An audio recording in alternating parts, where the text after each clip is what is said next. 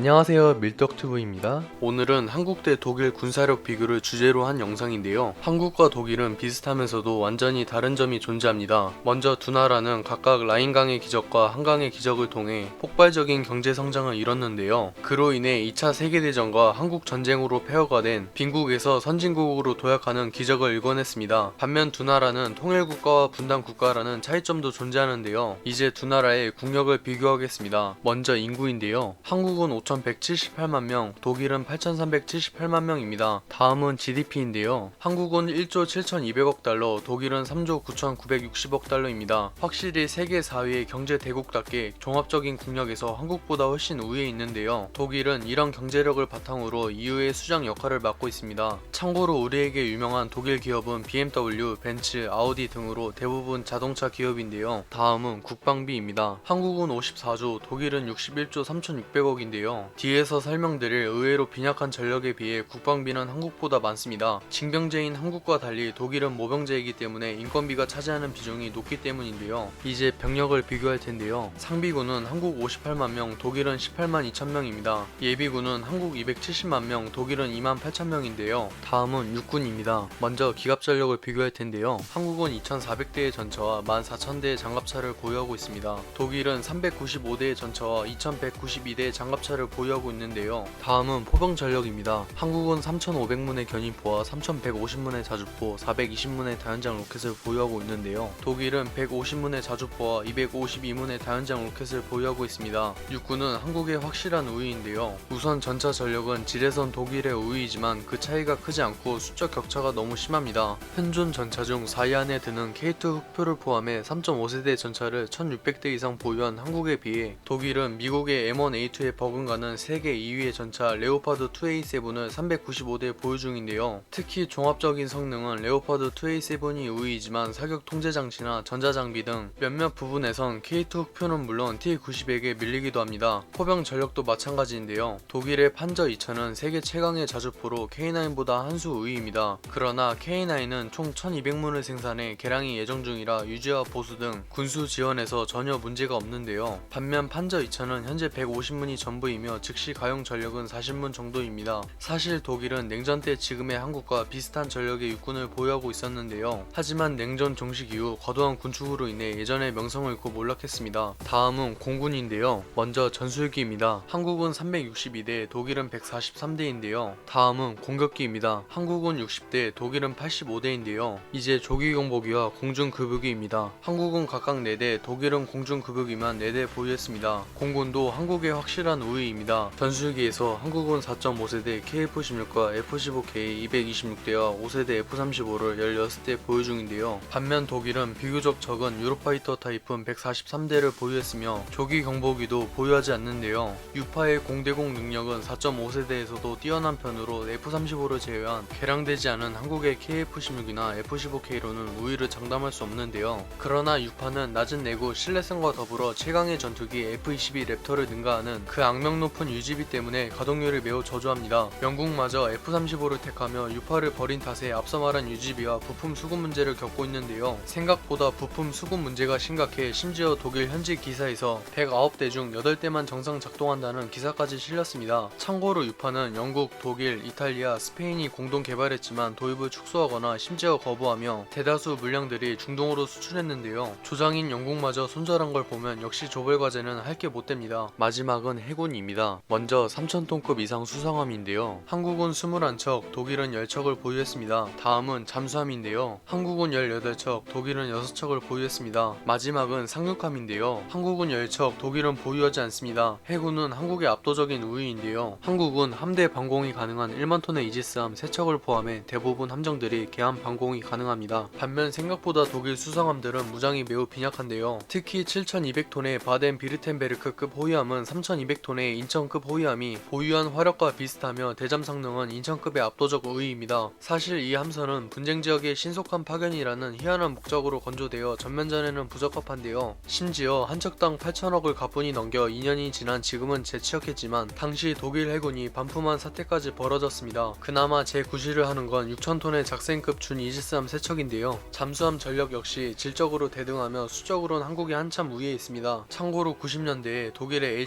HW사는 한국 한국에 209급 잠수함을 수출하며 약 8개를 통한 기술 이전까지 제공했는데요. 이후 기술력을 습득한 한국은 인도네시아에 6척을 수출하고 인도의 8조 원대 잠수함 도입 사업에서 경쟁하는 상황에 이르렀습니다. 종합적으로 6회공 모두 한국의 우위인데요. 최근 러시아의 위협이 높아짐에 따라 영국과 프랑스도 전력을 증강하는 상황에 독일은 명세계 EU 수장임에도 혼자 무임승차한다며 미국도 불만이 점점 커져가고 있습니다. 영상이 유익하셨다면 구독과 좋아요 한 번씩 부탁드릴게요.